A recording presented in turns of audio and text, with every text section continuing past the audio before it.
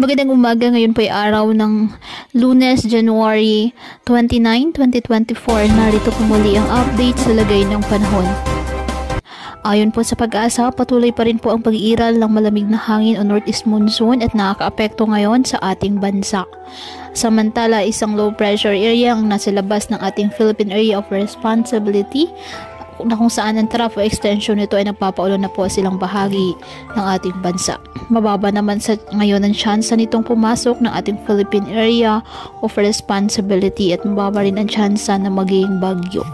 Samantala, may gale warning na nakataas pa rin ngayon sa mga baybayin po ng northern and eastern coast of Camarines Sur, Catanduanes, the eastern coast of Albay, the northern and eastern coast of Sorsogon, Occidental Mindoro, Oriental Mindoro, Palawan, kasama na ang Calamian, Cuyo, Kalayaan at Cagayan Silio Islands, Dinagat Island, Surigao del Norte, kasama na ang Siargao at Bocas Grande Islands, Surigao del Sur, Eastern Coast of Davao Oriental at Zamboanga del Norte, na kung saan delikado pa rin ang pumalaot lalo na ang ating mga kababayang mangingisda at may maliliit na sasakyang pandagat.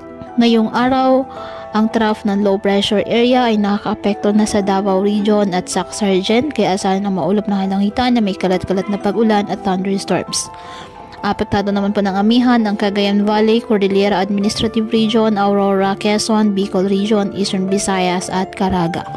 Habang sa nalalabing bahagi ng bansa kasama na ang Metro Manila, bahagyang maulap hanggang sa maulap na kalangitan with isolated light rains dahil pa rin po sa northeast monsoon o hanging amihan. Kaya patuloy pa rin po natin na pinag-iingat ang ating mga kababayan sa banta pa rin ng mga pagbaha o pagguho ng lupa at ugaliin na magdala palagi ng payong o kahit anumang panangga sa ulan sa tuwing lalabas ng ating mga tahanan. At yan po muna ang update sa lagay ng panahon ngayong araw. Muli patuloy po tayo na mag-ingat at palaging tandaan, God loves you. Stay safe and God bless.